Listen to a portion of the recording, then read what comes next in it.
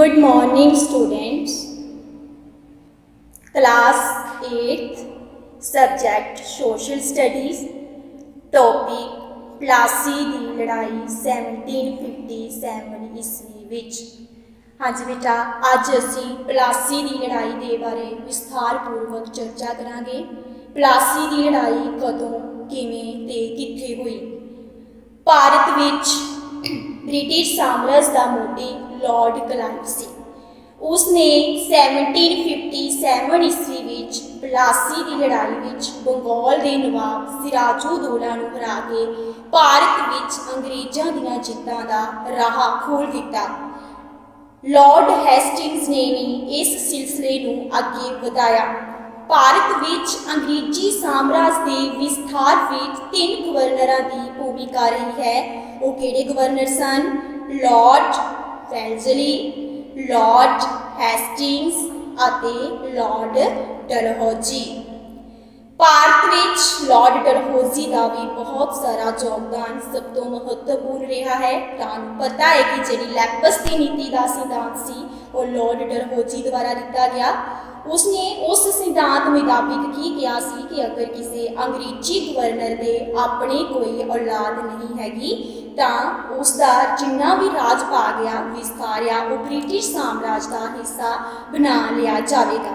ਇਸ ਲਈ ਅੰਗਰੇਜ਼ੀ ਸਾਮਰਾਜ ਨੇ ਸ਼ੁਰੂ ਤੋਂ ਹੀ ਆਪਣੀਆਂ ਚਾਲਾਂ ਖੇਡਣੀਆਂ ਸ਼ੁਰੂ ਕਰ ਦਿੱਤੀਆਂ ਸਨ। ਲॉर्ड ਵੈਲਜ਼ਲੀ ਨੇ ਸਹਾਇਕ ਸੰਧੀ ਦੁਆਰਾ ਭਾਰਤ ਦੀਆਂ ਕਈ ਪ੍ਰਸਿੱਧ ਰਿਆਸਤਾਂ ਉੱਤੇ ਆਪਣਾ ਕਬਜ਼ਾ ਕਰ ਲਿਆ ਸੀ। ਉਸ ਨੇ ਮੈਸੂਰ ਦੇ ਟੀਪੂ ਸੁਲਤਾਨ ਅਤੇ ਮਰਾਠਿਆਂ ਦੇ ਸਿੰਧੀਆਂ ਦੇ ਭੌਂਸਲੇ ਨੇਤਾਵਾਂ ਨੂੰ ਯੁੱਧਾਂ ਵਿੱਚ ਹਰਾ ਕੇ ਬਹੁਤ ਸਾਰੇ ਖੇਤਰਾਂ ਨੂੰ ਅੰਗਰੇਜ਼ਾਂ ਦੇ ਸਾਮਰਾਜ ਵਿੱਚ ਸ਼ਾਮਿਲ ਕਰ ਲਿਆ ਸੀ। ਹੁਣ ਆਪਾਂ ਬੇਟਾ ਪਲਾਸੀ ਦੀ ਲੜਾਈ ਦੇ ਬਾਰੇ ਵਿਸਥਾਰਪੂਰਵਕ ਚਰਚਾ ਕਰਾਂਗੇ। ਭਾਰਤ ਵਿੱਚ ਬ੍ਰਿਟਿਸ਼ ਸਾਮਰਾਜ ਦੀ ਸਥਾਪਨਾ ਸਭ ਤੋਂ ਪਹਿਲਾਂ ਕਿੱਥੇ ਹੋਈ? ਬੰਗਾਲ ਵਿੱਚ। ਬੰਗਾਲ ਦੀ ਗਿਣਤੀ ਉਸ ਸਮੇਂ ਭਾਰਤ ਦੇ ਸਭ ਤੋਂ ਅਮੀਰ ਅਤੇ ਖੁਸ਼ਹਾਲ ਪ੍ਰਾਂਤਾਂ ਵਿੱਚ ਕੀਤੀ ਜਾਂਦੀ ਸੀ। ਇਸ ਲਈ ਈਸਟ ਇੰਡੀਆ ਕੰਪਨੀ ਜੋ ਕਿ ਭਾਰਤ ਵਿੱਚ 1600 ਈਸਵੀ ਵਿੱਚ ਇੱਕ ਵਪਾਰਿਕ ਕੰਪਨੀ ਦੇ ਰੂਪ ਵਿੱਚ ਆਈ ਸੀ, ਇਸ ਪ੍ਰਾਂਤ ਤੇ ਕਾਫੀ ਲੰਬੇ ਸਮੇਂ ਤੋਂ ਆਪਣੀ ਦ੍ਰਿਸ਼ਟੀ ਲਗਾਈ ਹੋਈ ਸੀ। ਅਲੀਵਰਦੀ ਖਾਂ ਜੋ ਕਿ ਬੰਗਾਲ, ਬਿਹਾਰ ਅਤੇ ਉੜੀਸਾ ਦਾ ਇੱਕ ਯੋਗ ਸ਼ਾਸਕ ਸਾਬਤ ਹੋਇਆ। ਉਸ ਦਾ ਸ਼ਾਸਨਕਾਲ ਰਿਹਾ 1740 ਈਸਵੀ ਤੋਂ 1750 ਈਸਵੀ ਤੱਕ। ਇਸ ਤਰ੍ਹਾਂ ਉਸਨੇ ਬੰਗਾਲ ਵਿੱਚ ਅੰਗਰੇਜ਼ਾਂ ਦੇ ਕਈ ਪ੍ਰਭਾਵਿਕ ਤਰੀਕਿਆਂ ਨੂੰ ਫਰਾਂਸੀਸੀਆਂ ਦੇ ਪ੍ਰਭਾਵ ਨੂੰ ਬਿਲਕੁਲ ਵੀ ਬਦਲ ਨਾ ਦਿੱਤਾ। 1756 ਈਸਵੀ ਵਿੱਚ ਅਲੀਵਰਦੀ ਖਾਂ ਦੀ ਮੌਤ ਦੇ ਨਾਲ ਹੀ ਬੰਗਾਲ ਉੱਤੇ ਕਾਲੇ ਬੱਦਲ ਮੰਡਰਾਉਣ ਲੱਗੇ। ਅਲੀਵਰਦੀ ਖਾਂ ਦੀ ਮੌਤ ਤੋਂ ਬਾਅਦ ਉਸ ਦਾ ਦੋਹਤਾ ਸਿਰਾਜੂਦੋਲਾ ਜੋ ਕਿ ਬੰਗਾਲ ਦਾ ਨਵਾਬ ਬਣਿਆ 1757 ਈਸਵੀ ਵਿੱਚ। ਹਾਂਜੀ ਬੇਟਾ, ਸਭ ਤੋਂ ਪਹਿਲਾਂ ਇਹ ਜਾਣਨਾ ਜ਼ਰੂਰੀ ਆ ਕਿ ਅਲੀਵਰਦੀ ਖਾਂ ਦੇ ਆਪਣੀ ਕੋਈ ਸੰਤਾਨ ਨਹੀਂ ਹੈਗੀ ਸੀ। ਇਸ ਕਰਕੇ ਉਸਨੇ ਆਪਣੀ ਸਭ ਤੋਂ ਛੋਟੀ ਧੀ ਜੋ ਕਿ ਉਹਦੇ ਪੁੱਤਰ ਆਪਣਾ ਦੋਹਤਾ ਸਿਰਾਜੂਦੋਲਾ ਨੂੰ ਨਵਾਬ ਨਿਯੁਕਤ ਕਰਨ ਦਾ ਹੁਕਮ ਦਿੱਤਾ ਸੀ। ਅਲੀਵਰਦੀ ਖਾਂ ਦੀ ਮੌਤ ਤੋਂ ਬਾਅਦ ਜਦੋਂ ਉਸ ਦਾ ਦੋਹਤਾ ਸਿਰਾਜੂਦੋਲਾ ਬੰਗਾਲ ਦੀ ਗੱਦੀ ਤੇ ਬੈਠਿਆ ਤੇ ਸਿੰਘਾਸਨ ਕੋਈ ਉਸ ਲਈ ਫੁੱਲਾਂ ਦੀ ਸੇਜ ਨਹੀਂ ਸੀ। ਅੰਗਰੇਜ਼ਾਂ ਨੇ ਇਸ ਸੁਨਹਿਰੀ ਮੌਕਾ ਦੇਖਦੇ ਹੋਏ ਬੰਗਾਲ ਨੂੰ ਹੜੱਪਣ ਲਈ ਆਪਣੀਆਂ ਭੈੜੀਆਂ ਚਾਲਾਂ ਨੂੰ ਭੈੜੀਆਂ ਚਾਲਾਂ ਨੂੰ ਚੱਲਣਾ ਸ਼ੁਰੂ ਕਰ ਦਿੱਤਾ ਜੋ ਕਿ ਨਵਾਬ ਬਿਲਕੁਲ ਵੀ ਇਹ ਸਹਿਣ ਨਹੀਂ ਕਰ ਸਕਦਾ ਸੀ। ਇਸ ਤਰ੍ਹਾਂ ਬੇਟਾ 23 ਜੂਨ 1757 ਈਸਵੀ ਨੂੰ ਪਲਾਸੀ ਦੀ ਲੜਾਈ 1757 ਈਸਵੀ ਨੂੰ ਸਿਰਾਜੂਦੋਲਾ ਅਤੇ ਰਾਬਰਟ ਦੀਆਂ ਕਲਾਈਵਸ ਦੀਆਂ ਸੈਨਾਵਾਂ ਵਿਚਕਾਰ ਹੋਈ ਸੀ। ਹਾਂਜੀ, ਅੱਜ ਆਪਾਂ ਸਭ ਤੋਂ ਪਹਿਲਾਂ ਉਸਦੇ ਕਾਊਜ਼ਸ ਯਾਨੀ ਕਿ ਕਾਰਨਾਂ ਬਾਰੇ ਚਰਚਾ ਕਰਾਂਗੇ। ਸਿਰਾਜੂਦੋਲਾ ਦਾ ਝਗੜੇ ਵਾਲਾ ਉੱਤਰਾਧਿਕਾਰ ਹੋਣਾ। ਇਹਦਾ ਫਸਟ ਕਾਊਜ਼ਸ ਇਜ਼ ਵੈਰੀ ਇੰਪੋਰਟੈਂਟ। ਸਿਰਾਜੂਦੋਲਾ ਦਾ ਝਗੜੇ ਵਾਲਾ ਉੱਤਰਾਧਿਕਾਰ ਹੋਣਾ ਕਿਉਂਕਿ ਜਦੋਂ ਸਿਰਾਜੂਦੋਲਾ ਅਲੀਵਰਦੀ ਖਾਂ ਦੀ ਮੌਤ ਤੋਂ ਬਾਅਦ 1757 ਈਸਵੀ ਨੂੰ उसकी राजगद्दी ते बैठिया तो उसकी गाड़ी बहुत सारे जिहड़े सवाल खड़े हो गए। सब तो पहला वड्डी प्रॉब्लम उसकी जिहड़ी आ मासी जो कि एक सिटी बेगम उसका नाम सी ते एक पुत्र सी सोकत जंग जो कि उसने जड़ियाँ बहुत सारिया अपन करतूतां चलनियाँ शुरू कर दित्तियां क्योंकि वो सहन भी तैयार नहीं सन कि सिराजुद्दौला जड़ाया उसकी राजगद्दी ते बंगाल की राजगद्दी ते बैठे। इस करके बहुत सारे झगड़ालू फुल जड़े विषय आने शुरू हो गए जो कि ये भी एक अंग्रेज़ों को मौका मिल गया, उन्होंने एक राह खुल गया बंगाल दे विच अपनी इंटरफेयरेंस करन दा हर तरीके दे नाल एक किसी ना किसी तरीके नाल बंगाल दे विच प्रवेश करना चाहता सी और इसका उन्होंने भरपूर लाभ लिया। सैकेंड पॉइंट्स विच आ अंग्रेज़ों द्वारा नवाब का अपमान। जदों सिराजुद्दौला बंगाल की राजगद्दी ते बैठिया तो उसके बहुत सारे सूबेदार नवाबा जरनैलों ने जड़ाया उसकी बहुत सारा जी उसका मान सम्मान किया, पर अंग्रेज़ों ने कोई भी सिराजुद्दौला गिफ्ट नहीं दिता, कोई भी उसका बंगाल की गद्दी ते कोई भी जड़ाया वेलकम नहीं किया, जिस करके नवाब सिराजुद्दौला ये जड़ा बहुत बड़ा अपमान साबित होया, जिस करके अंग्रेज़ों अते नवाब सिराजुद्दौला के संबंध काफ़ी ज़्यादा बिगड़ गए। उस तो बाद बेटा सिराजुद्दौला के विरोधियों अंग्रेज़ों की सहायता इहदे नाल की होया। सिराजुद्दौला का सब तो वड्डा विरोधी जो कि सोकत जंग सी जिसने बहुत सारे जिहड़े आ उहदे खिलाफ जिहड़ियां आ बहुत सारिया नीतियां अपनाउणियां शुरू कर दित्तियां सी और उस तो बाद जिहड़ा सिराजुद्दौला की जिहड़ी मासी एक सिटी बेगम और उस तो बाद जो कि कृष्णदास जो कि राजा वल्लभ का पुत्र सी जो कि एक जड़ा वित्ती संबंध के नाल संबंध रखता सी। जदों सिराजुद्दौला उसनूं अपने खजाने का भाग पुछदा सी तो उसनूं कोई भी जवाब नहीं आउंदा सी, पर अंग्रेज़ों ने हर तरीके के नाल सोकत जंग के कृष्णदास की हेल्प की। उस तो बाद बेटा कलकत्ते की किलेबंदी करन दे विच फ्रांसीसियां अते अंग्रेज़ों को बिल्कुल भी जड़ाया आने की परमिशन नहीं दी सी कि कोई भी जड़ा उसकी राजगद्दी के सिंघासन के आके कोई भी इंटरफेयर करे।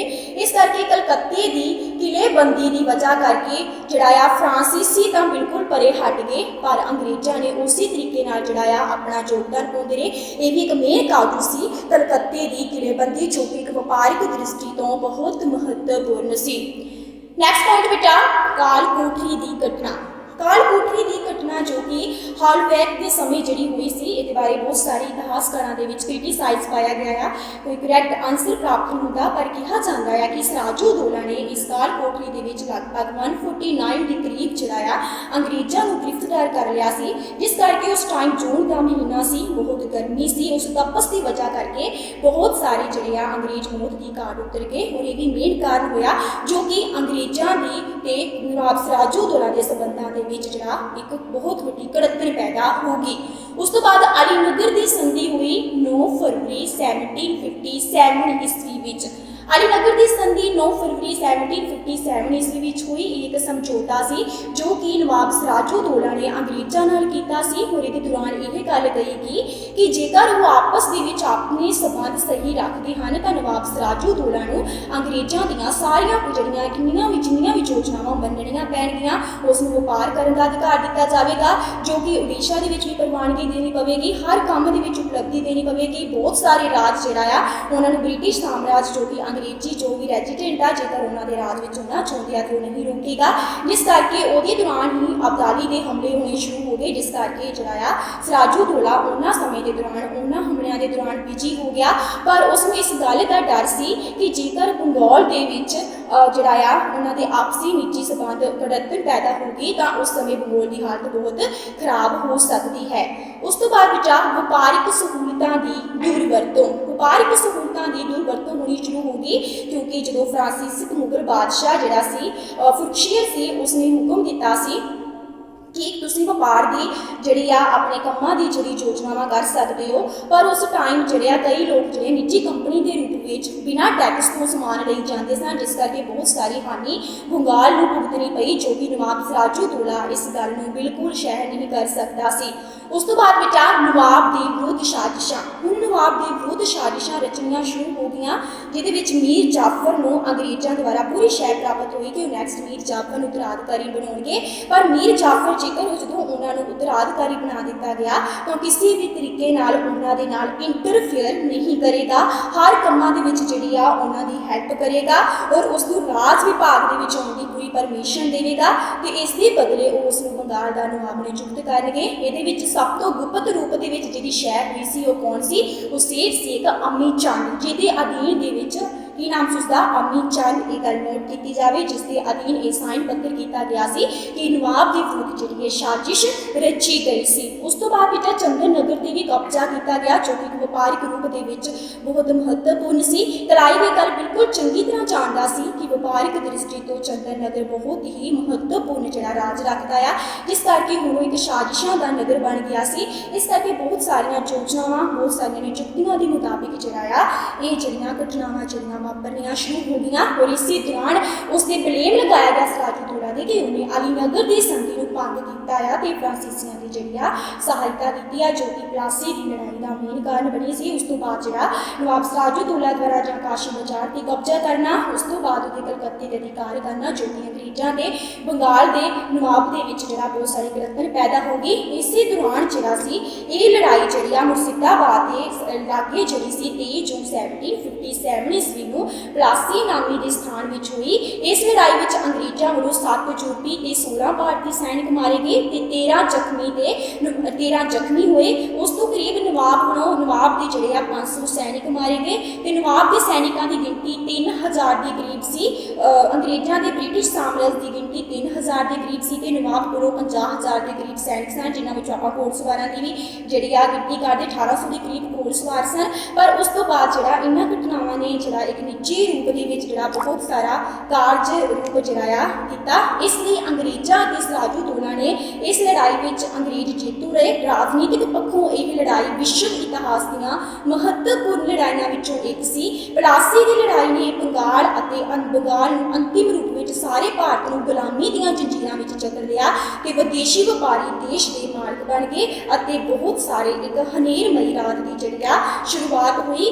ਅੰਗਰੇਜ਼ ਇੱਕ ਵਪਾਰੀ ਤੋਂ ਇੱਕ ਰਾਜ ਸ਼ਕਤੀ ਬਣ ਗਏ ਤੇ ਆਰਥਿਕ ਦ੍ਰਿਸ਼ਟੀ ਤੋਂ ਅੰਗਰੇਜ਼ ਜਿਹੜੇ ਬਹੁਤ ਖੁਸ਼ ਹੋਏ ਤੇ ਸਿਰਾਜੂਦੌਲਾ ਇਸ ਲੜਾਈ ਦੇ ਵਿੱਚ ਜਿਹੜਾ ਆ ਮਾਰਿਆ ਗਿਆ, ਜੋ ਕਿ ਮੀਰ ਜਾਫਰ ਦੇ ਪੁੱਤਰ ਨੇ ਉਸਨੂੰ ਮੀਰ ਨੇ ਜਿਹੜਾ ਆ ਉਸਦਾ ਕਤਲ ਕਰ ਦਿੱਤਾ। ਪਰ ਨਵਾਬ ਸਿਰਾਜੂਦੌਲਾ ਨੂੰ ਇਸ ਗੱਲ ਦਾ ਪੂਰਾ ਪਤਾ ਚੱਲ ਗਿਆ ਸੀ ਕਿ ਉਸਦੇ ਪਿੱਛੇ ਜਿਹੜੀਆਂ ਸਾਜ਼ਿਸ਼ਾਂ ਖੇਡੀਆਂ ਗਈਆਂ ਹਨ, ਜਿਸ ਕਰਕੇ ਜਿਹੜਾ ਉਸਨੂੰ ਇਸ ਲੜਾਈ ਦੇ ਵਿੱਚ ਹਾਰ ਹੋਈ ਤੇ ਅੰਗਰੇਜ਼ ਜਿਹੜਾ ਜਿੱਤ ਗਏ ਤੇ ਆਰਥਿਕ ਦ੍ਰਿਸ਼ਟੀ ਤੋਂ ਅਤੇ ਵਪਾਰਿਕ ਦ੍ਰਿਸ਼ਟੀ ਤੋਂ ਅੰਗਰੇਜ਼ਾਂ ਨੂੰ ਬਹੁਤ ਸਾਰਾ ਲਾਭ ਹੋਇਆ। ਇਸੇ ਨਾਲ ਤੁਹਾਡਾ ਪਲਾਸੀ ਦੀ